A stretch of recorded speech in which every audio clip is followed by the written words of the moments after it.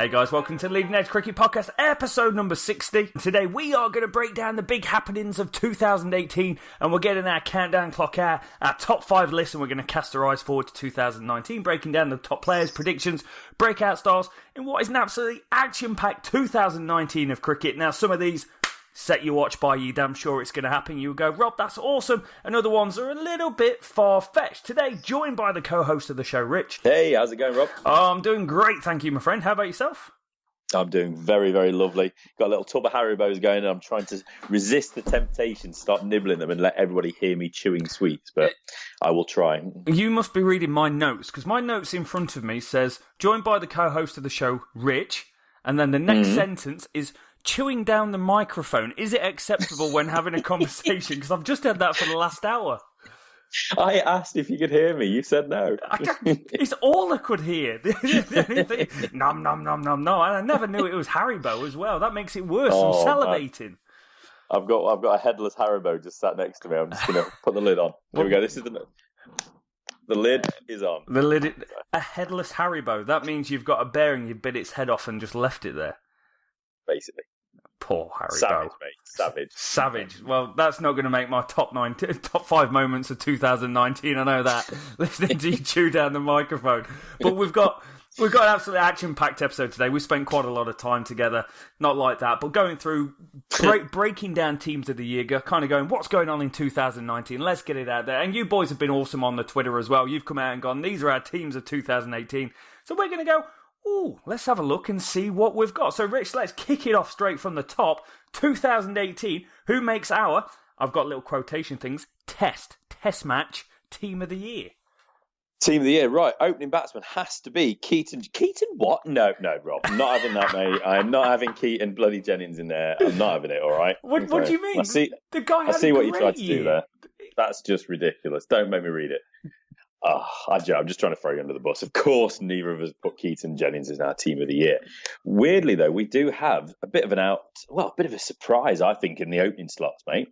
Tommy Latham. Tomo Latham with Karunaratne, the Sri Lankan opening batsman as well, or at least top order batsman. We've thrown those boys at the top of the order. Followed at number 3, worthy addition, Cheteshwar Pujara. What do you reckon to those 3, Rob? Damn good choices. I think you could have put your money on going, they are not going to say a Sri Lankan or a Kiwi at the top of this order, especially when you start 2018 and you look into the year. It's like, those boys aren't going to be there. But Tommy Latham had a wonderful year. He got that 264 not out, batted the most time anyone's ever batted opening, overtook Alistair Cook's record.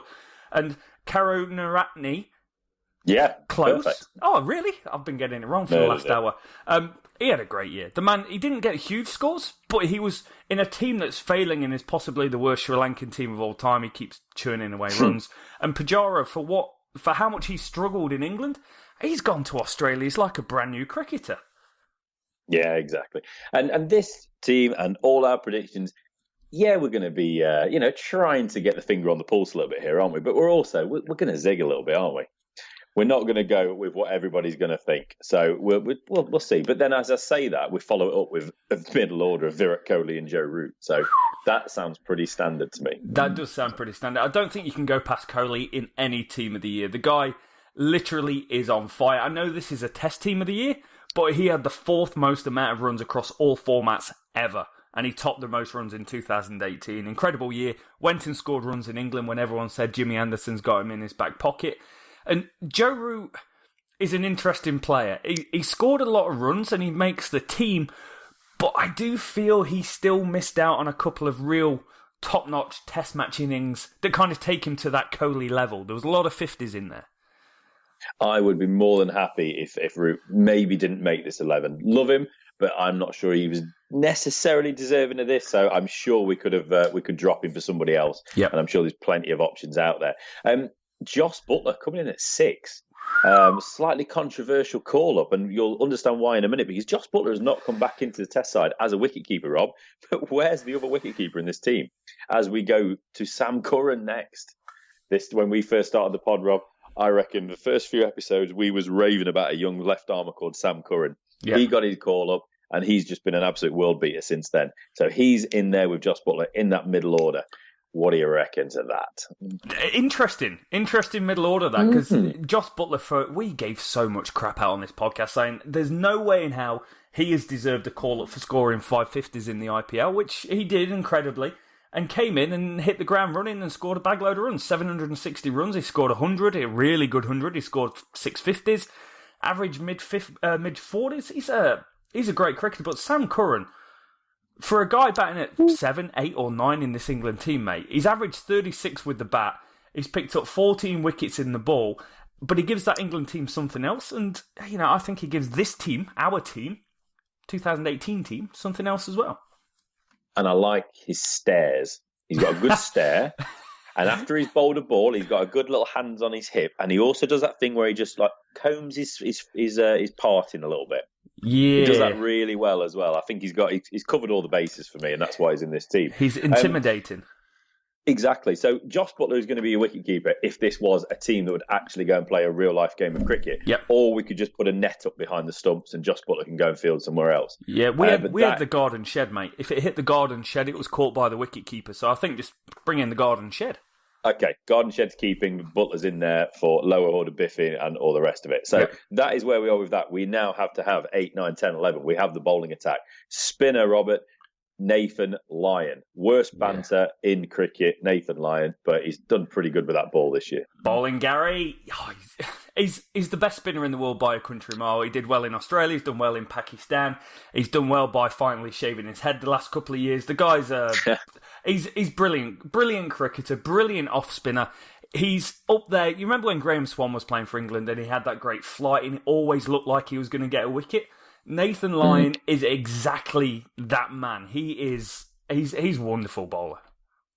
He's a pretty good bowler, but you just can't warm to him. That's how I see him anyway. I think if I liked him a little bit more, I'd be more interested. I feel that's an Australian thing there, Rich. It's not a Nathan Lyon thing. I'm a big fan of the country. It's just the cricketers. So 9, 10, 11, we've got the seamers out here now. Kagisa Rabada, Mohammed Abbas even, and JJ Jasprit Bumrah.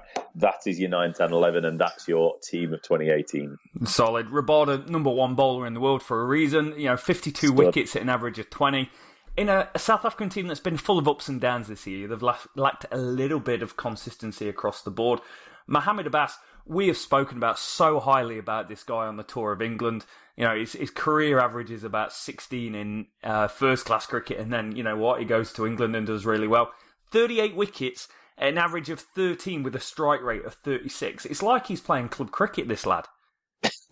What club cricket stats do you see? I don't know. I've never seen stats like that. I don't know. There's ridiculous numbers. But JJ Bumrah as well, for missing a few test matches, he only played 9. Literally almost got 50 wickets at an average of 21. And again, strike rate 47. Led that Indian attack. And they really missed him in England those first couple of tests.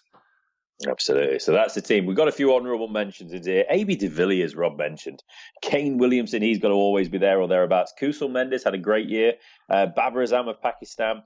We got Pat Cummins of Australia, one of my favourite bowlers in world cricket at the minute. There you go, like an Australian cricketer. Oh, friends. Jimmy A, what a player that he's had this year. He could have easily been in there, but just you can't find any room in that seam attack. Yeah. Vernon Philander, he's up there. And Henry Harvey Nichols, he's up there as well, Rob. But you reckon he's had a pretty good year? Oh, I think he's had a breakout. I've got air quotations coming around everywhere, but 658 runs, average 73, 3 centuries, 3 50s.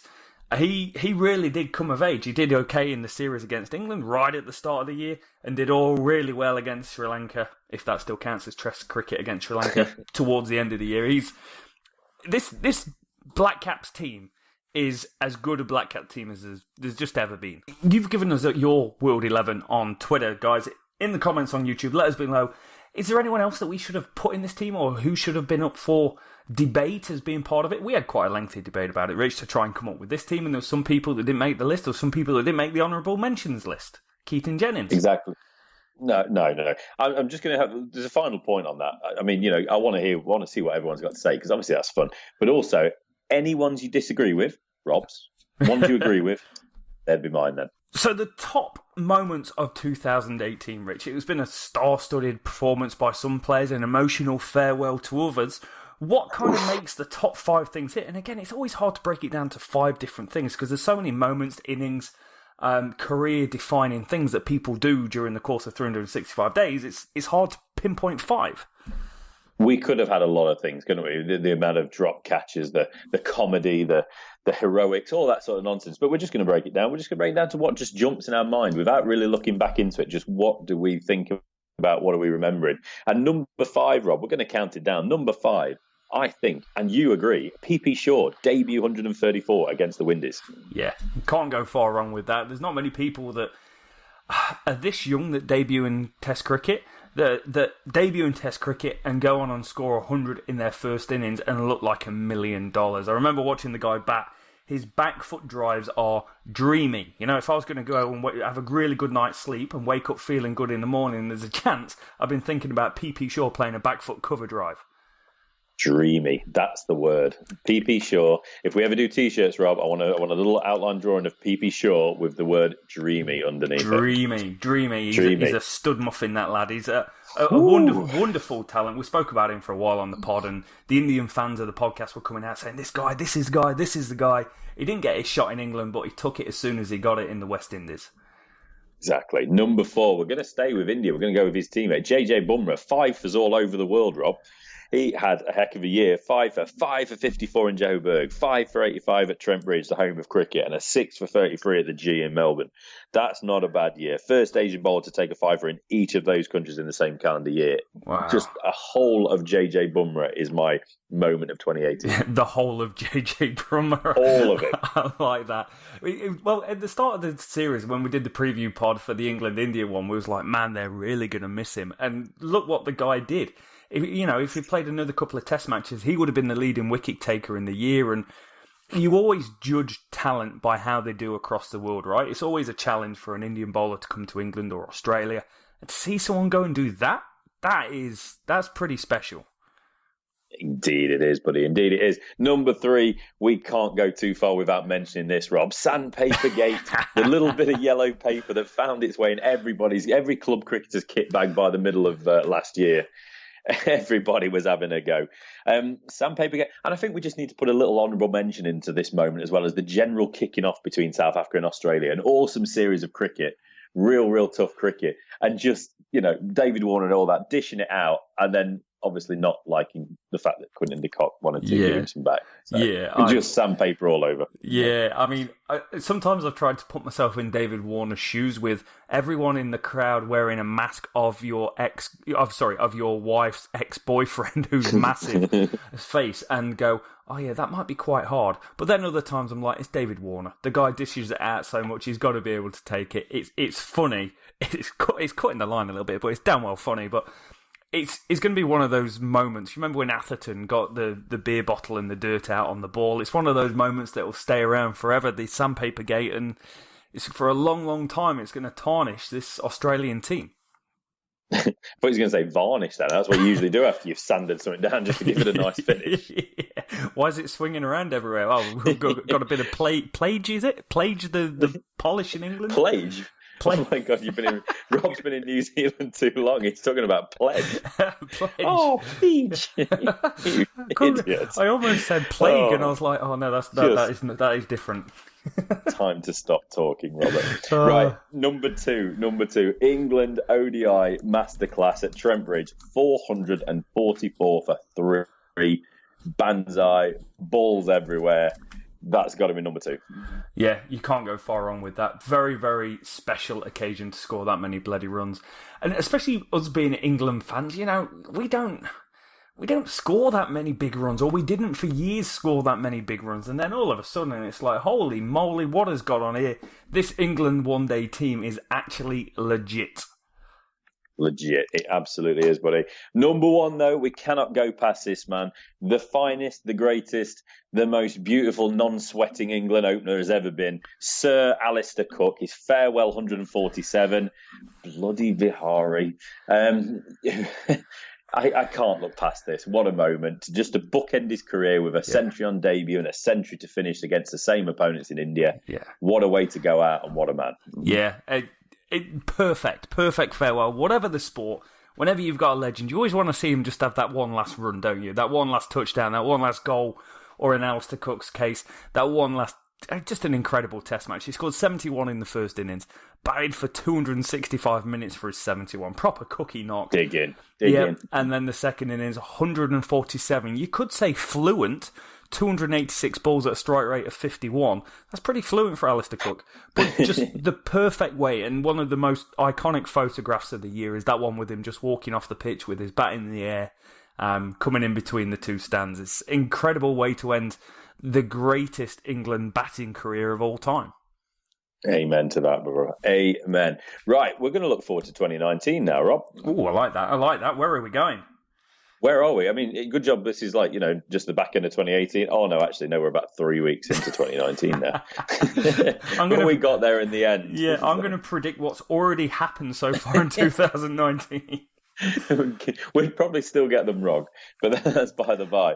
But yeah, top 5 players of 2019. These are the people we think are going to be the absolute studs, the leading lights of cricket. It could be Test, could be one-day cricket, whatever it is. But these guys are going to be the absolute studs of 2019. And at number 5, this is going to be a controversial one. But let's just smash through these, Rob. But first off, Mitchell Starc. I think it's a solid choice. Why? He's a guy that's going to play multi-format, which I like. He's one of the most incredible death bowlers. There's that word again, Rich. What did you say? In world cricket, and there's a World Cup coming around. The guy's going to be heavily involved in that. There's an Ashes coming around. The guy's going to be heavily involved in that. And if they get that ball reverse swinging in England, that guy is going to be deadly. Deadly, absolutely. And we're going to stay with the ball, and we're going to go Kagisa Rabada at number 4, Rob. Yeah, again, what a 2018 the guy had. He's number 1 in the world in Test cricket, number 4 in the world in one-day international cricket. Why would those things change? The guy is one of the best bowlers out there today, and you've just got to put your hat on him and go, right, leaders in this World Cup. Exactly, and if he can channel some of that nonsense, some of the bits he got into with Oppo and all the rest of it, and just keep himself clean, he's going to be the best bowler, or just about, maybe the second best bowler in 2019. Yeah. Number 3, Rob, Kane Williamson, Bade Brigade's favourite son. He's going to be a top batsman this year. Not breaking any news here, but he is going to keep it going in 2019 and be absolutely up there. Yeah, he is. World Cup, I keep saying World Cup year, this guy's going to be an absolute stud, mate. He's the middle part. You struggle to find a player better than him in the world. I put him above Root.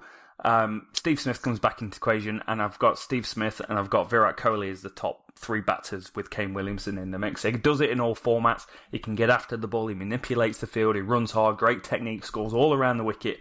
He's just Mr. Consistent for this Black Caps team. Exactly. Number 2, not number 1. Number 2 is Virat Kohli. King Kohli. That is all. I don't think we need to add anything else. He's just going to be who he is again in 2019. Yeah, what a play. Multi-format, mate. He scored 2,595 runs in 2016, 2,818 in 2017, and 2,735 in 2018. To put that in perspective, all 3 of those are in the top 10 most amount of runs in a calendar year, all format, ever. Ever. Forever. That's pretty good. That's pretty good. But do you know what's even better? Go on then. Or who's going to be even better? Oh, Jimmy Anderson, 2019. This is going to be, I don't know if this is a farewell tour. I don't know how this is going to be, but he is going to be incredible. He's going to be unbelievable. And he's going to be evergreen, and he's never, ever going to get old. Just this guy's going to be, he's going to be up there. He's going to be at the top of his game, and he is going to be an absolute star as he winds down on this incredible career in 2019. Yeah, agreed, mate. Big Ashes series coming up around August time. He's going to be the head honcho for England with that ball. If he's at his best just one last time, we could see Jimmy Anderson, right? I don't want to go too far, but he could end up with 600 Test wickets and retire quite a happy man with 150 Tests. But the big one, he's averaging 9.9 with the bat. Just a couple of good knockouts, man. He could hit double digits. Come on, Jimmy. Finish that career strong. So that wraps up top 5 players for us as we look forward into 2019. Next up, we're going to jump on to who are we most excited to see. Now, this is just taste. This is olives. This is, it depends what you like, innit? You might not like olives. I don't like olives. I hate vinaigrette. So olives won't be in your top 5, but it'd be up there for me. But this is what we're excited to see. And we're going to start with number 5, with an explosive and just a very, very exciting, very interesting player, Mohamed Shahzad, Afghani opener. Yeah, now, he's not the most well-known player in the world, but it's World Cup year. Afghanistan are in the World Cup. And this year, did I say it was the World Cup year? You've not mentioned it yet. Oh, I didn't think I did, mate. Also, don't like olives. Shahzad's he's an incredible. You might have, if you follow Twitter and stuff like that, you would have seen this guy. He's a walking GIF. Like, every single thing he does looks over-exaggerated and exuberant. And I quite like it. He's a portly fellow that opens the batting. He's very old school. Number 4, Rob, we have Colin Munro, one of your lot. Well, sort of one of your lot. But you think especially that this guy is going to go off this year. Yeah, he is. For the last couple of years, he's really set the world alight. T20 opening the batting all around the world, every single format. If you ever look at the format of the game, it says T20 and it's a campaign or a contest around the world. You look at the team, you can bloody bet your bottom dollar that this man is involved in the competition. Incredible, incredible striker of a cricket ball. Literally goes off from ball 1. God knows what he's doing to get warmed up, but he literally goes to the crease and goes boom, and the ball starts flying around everywhere. Plays IPL, plays Big Bash, plays CPL. Wherever there's a white ball, mate, this guy is involved, and I just can't get my head around this guy failing at the World Cup. Yes, he's a better T20 player than he is one-day player, but it's World Cup, good players score runs in World Cups, and there's going to be a few easier games potentially at times in the World Cup. So I've got this guy there. Okay, in the World Cup.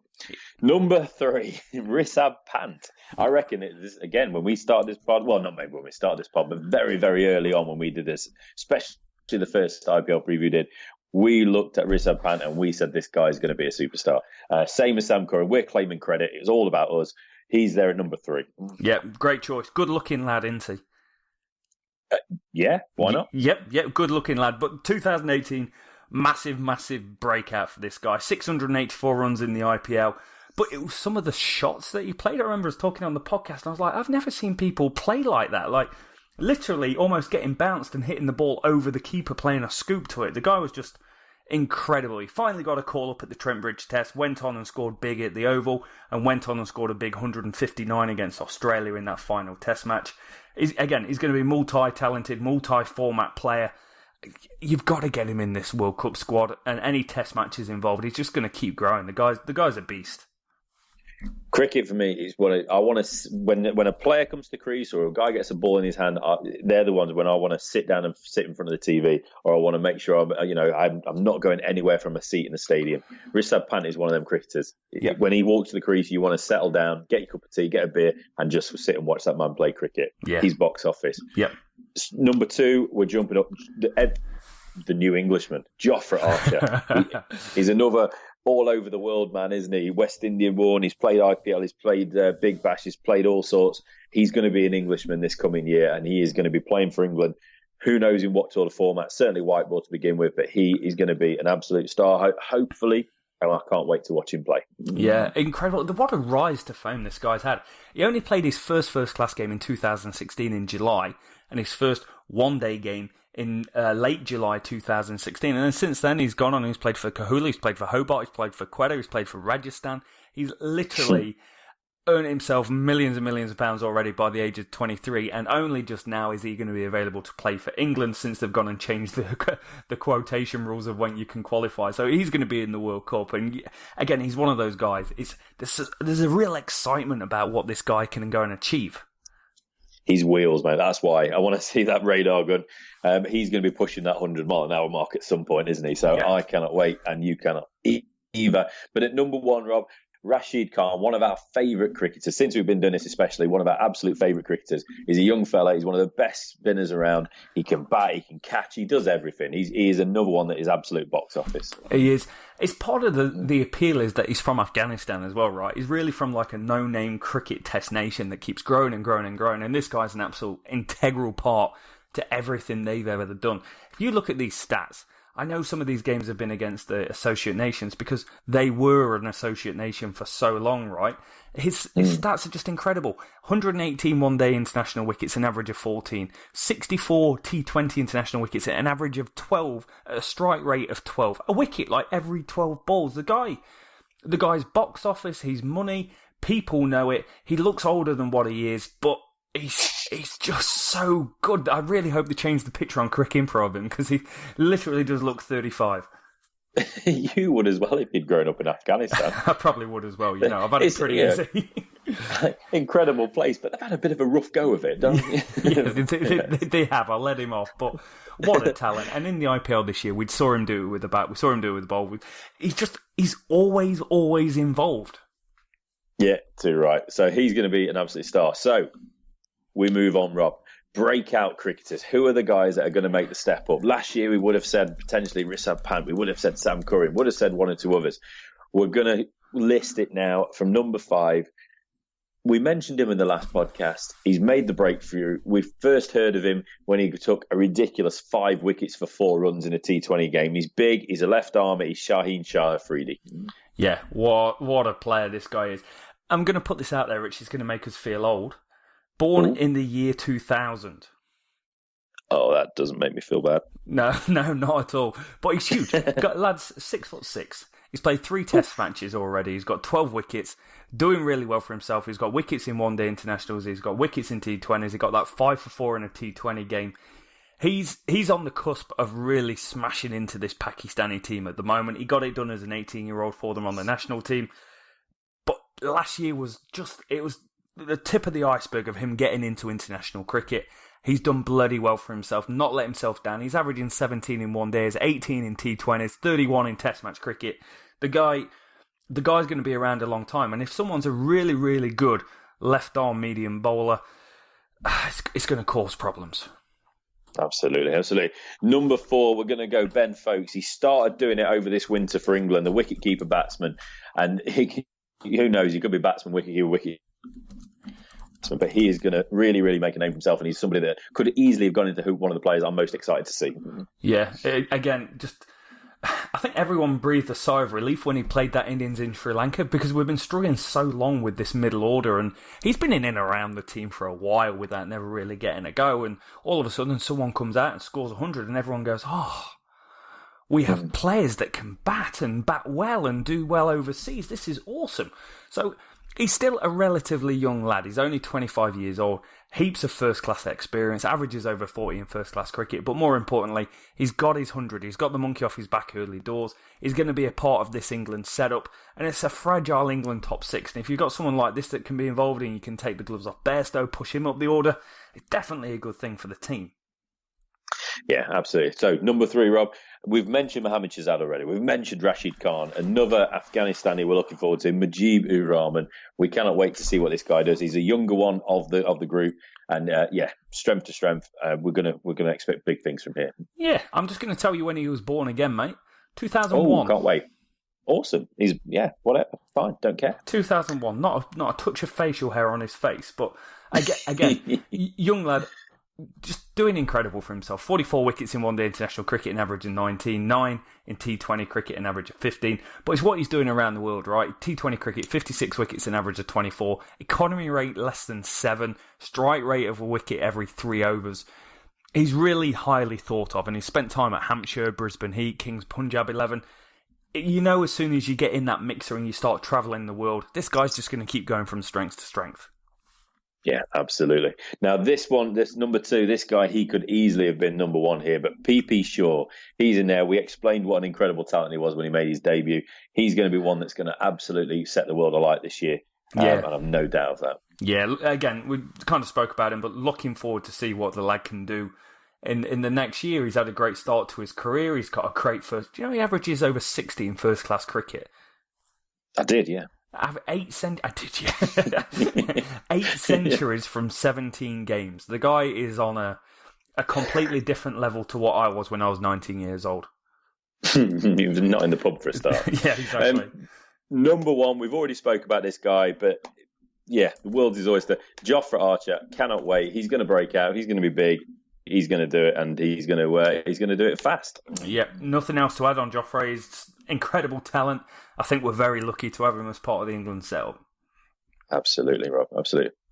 So, right, we've looked at the players we've really enjoyed the moments of 2018. We've looked ahead at what sort of individuals and players we cannot wait to see that are going to break out and that are just going to be the top players of the year.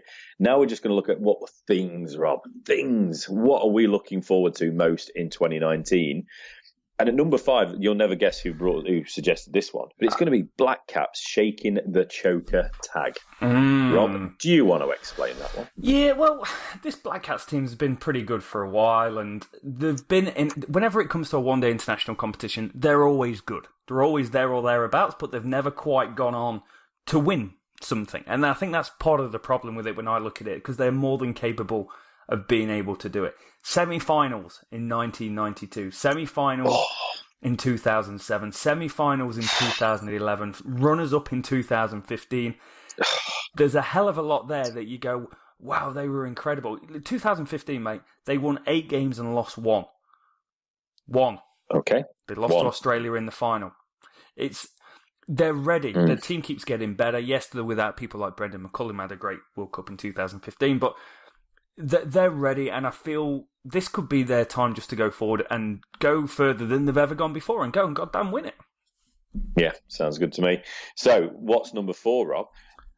Afghanistan in the World Cup. Ooh, we knew this was going to happen a few years ago, didn't we? Yep, Afghanistan in the World Cup. It's what a story it is for Afghanistan cricket. The way they've done it seems like it's all happened really fast. That's what I find quite hard to believe about it. It's doesn't seem 2 minutes ago they were literally people going, "Oh, they play cricket in Afghanistan, didn't you know?" And everyone's like, "No, I had no idea." Well, now they're an official Test playing nation. They're playing one-day international cricket. They're playing T20 cricket. They're just doing really, really good stuff for themselves, and them in a World Cup makes, I think, world cricket happy. And everyone wants to see them just go on and win a couple of games. Yeah, it'd just be a great story, won't it? So, number 3, though, we've got a huge summer coming up, especially in England. And there's a couple of things happening. You might have mentioned one of them so far. But there's also something else, Rob. It's the Ashes. Ooh. The Aussies are in town. That, for me, was always the big ticket item growing up. As soon as it's England, Australia, it's... Australia. It's just massive, mate. Absolutely massive. And I can't wait to see how this England team does on home soil. We know they got spanked in Australia. We know how hard it was. But the Ashes at home has been a different series. England have been so good at home for so long. I'd be quite interested to see how they go with a struggling top 6 with Anderson's last Test match, and also with an up-and-down Australian team as well. Exactly. Linked into that, we're looking forward to, I don't know if we can say looking forward to, but we're anticipating the PR storm and the fallout, and just sitting there with popcorn and just waiting for the Warner and Smith return. Oh, man. Am I looking forward to it? I'm intrigued. We are, because I'm intrigued. Time moves in a... No, I won't go there. No. You're intrigued. Exactly, that's what I'm saying. It's a bit of it's like, it's a car wreck, isn't it? It's like when an argument kicks off on Twitter. It's the old popcorn gif, isn't it? Whatever you want to call it. Yeah. It's just everyone sitting there going, oh, yeah, what's going on? That's what it's going to be. Warner and Smith, bring them back. Let's see what happens. Yeah, exactly. So they'll be available from, I think it's the 29th of March this year. Now, one of the things I am intrigued in is to see what way round David Warner is going to bat. I don't know if you've seen that doing the rounds. I heard about it. Yeah, and also, do they get selected in this Australian team straight off the bat after what they've done? Are they shoo-ins to come back into the lineup? Who knows? But very importantly, off the bat, great cricket comment there, Rob. Like that a lot. And also David Warner. He hates attention, clearly. He just wants to go under the radar, doesn't want to attract any attention, and get himself back. He's a funny one. I bet he hit that 6 right-handed and then ran down the pitch, giving it the big I am rabid dog, jumping in the air, punching in the air, going, yeah, 6 off one ball. I bet he definitely did a little fist pump. Yeah. So anyway, we've spoken enough about him. He's an idiot. Let's move on. Number 1, Rob might have mentioned it. We are looking forward to the World Cup. The World Cup's coming around. It is. Who knew? What a great year for cricket, mate. World Cup followed by the Ashes, both in England. Like, I live in the wrong country. You do.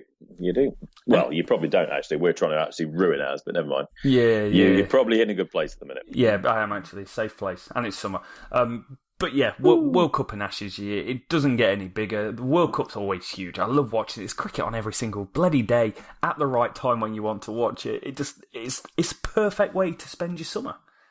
Yeah, and really, we could have said number one. We're just looking forward to the cricket season in England. That's what I'm looking forward to anyway. Yeah. But anyway, that puts a pin in that one. We get that one done.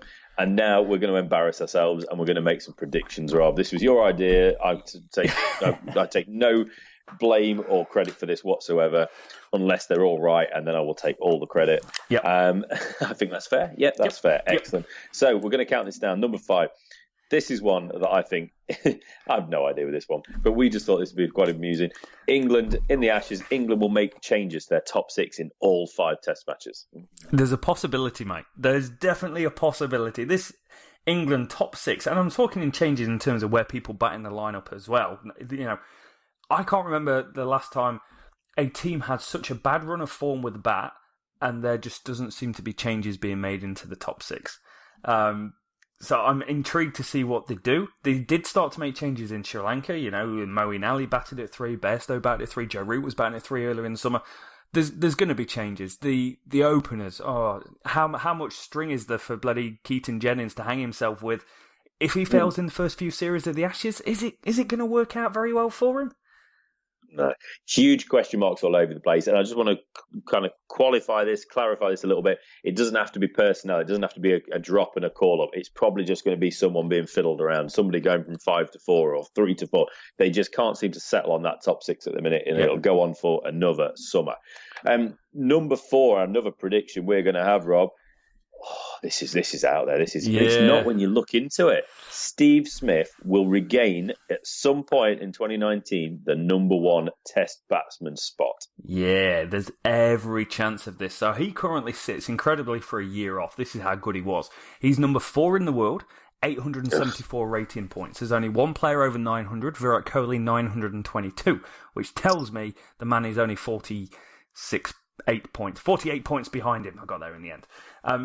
So it's not ridiculous to think that he will do really. And if he scores runs against Broad and Anderson, who are high in the bowling rankings, and England are high up the Test rankings, those points count more. So by the end of the year, if he comes back and plays the start of the Ashes, there's every chance he's going to be number 1 in the world. Yeah, there's a chance. I don't want to see it. I don't expect it particularly. This is definitely yours, Rob, unless it happens, and then it's ours. So I'm going to just move these around a little bit. Number 3, Rob, we might actually have a website and a new logo at some point for the Leading Edge Cricket Podcast. What do you reckon? Yeah, it would be nice. We did try and get it live by about September last year, but things get in the way. Whereas this year, we've kind of put a line in the sand and we've gone, right, by the end of January, we're going to work really hard and we're going to get ourselves in a position to go live. So we're going to see how we go. We might have this conversation in 6 months and say, yeah, we're just a few weeks away. Wait, was that breaking news? That could have been breaking news. That could have been spoiler alerts. Breaking news.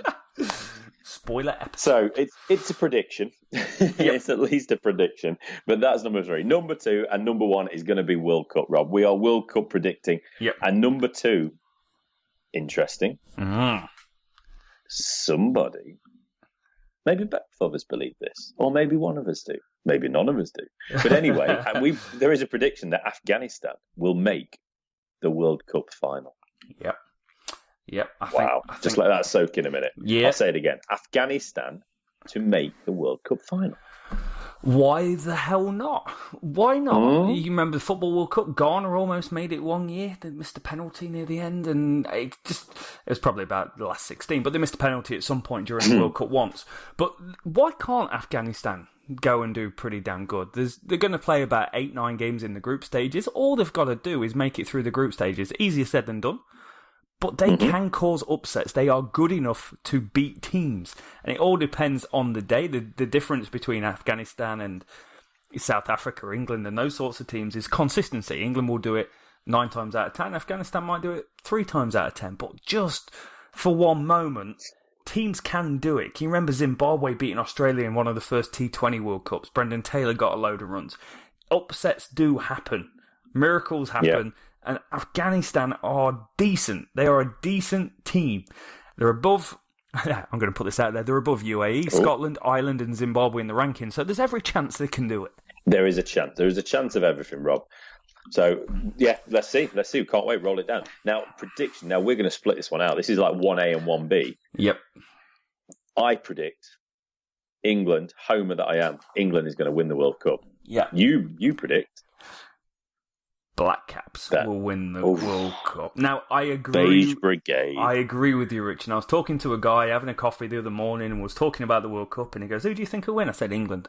This is the best one-day team, most consistent one-day team and versatile one-day team capable of dealing with different scenarios that I think I've ever seen since the Aussies were really good. But part of me, 4 or 5 years living down in New Zealand, this New Zealand team is good. It's got to be better than good. You got to be better than good. There's no good finishing fifth, is there? There is a chance. There is a chance that New Zealand will be around that semi-final because that's the sort of team they are. And then it's just one performance. It's Kane Williamson going nuts. It's Guptill scoring a double century. It's Colin Munro doing something special. Trent Bolt running through a team. Neil Wagner shouting and screaming, bowling at 80-mile-an-hour short balls. It's just there's a chance the Black Caps can do it. But my head says, and I agree with you, this is the best England team that's been around. And they'll be challenged. Australia will be there. India will be there. South Africa will be there. Why? Because they've already qualified for the World Cup. That's why. That is why. There will be 10 teams there, Rob. There will. There bloody well will. Have they all got a chance to win? By the sounds of it, yes. Yeah. But, yeah, who knows? It could be good. I mean, if can you imagine? If Afghanistan get to the World Cup final, if New Zealand are in the semi-finals, that means there's a heck of a lot of teams that are missing out. So this is going to be unreal. It's going to be the World Cup of World Cups. Probably not as good as the 92 World Cup. Jonathan Norfolk, who we interviewed in our last pod, would probably have something to say about that. Exactly. He's a big fan of the 1992 World Cup. But this could be the one that maybe you write a book about this, Rob. Yes. No, maybe not. Maybe somebody will write a book about this World Cup. It's going to be that good. Australia have got a great kit, so that's a start. That's book worthy. We spoke about that. Is it a great kit? Yes, it is a great kit. Okay, maybe it really is. Maybe that's another podcast. When the kits are released for the World Cup, we'll do a ranking system of best kits. I like this. The anticipation that's out there, I can feel it already. People cannot wait for that. And that's it, Rob. That is 2018 put together, put to bed. That's 2019 look ahead. We're going to save this. We want to know, as Rob has said already, we want to know your team of 2018. We want to know where we went wrong. Sorry, where Rob went wrong. And we want to know where you agree with me. And then also, we want to know who you're looking forward to in 2019. Who's going to be the top dog? Who's going to be the guns? And what you're looking forward to most. That's 2019, Rob. We've looked ahead. You can take the year off now. Actually, to be fair. Yeah, I don't think we don't need to bother with it. Don't need to do a pod till the end of 2019, and it'll be 10 seconds long, and we'll go, "We bloody told you so, lads." Wrapped up. Yeah, so, yeah. Good stuff, man. I like that. We're all ready to go, I reckon. Yeah, we are bloody ready to go. Thank you so much for your time, Richard. Excited for 2019. Excited for a bit of Ashes. Excited for a bit of World Cup. Did I tell you it's the World Cup?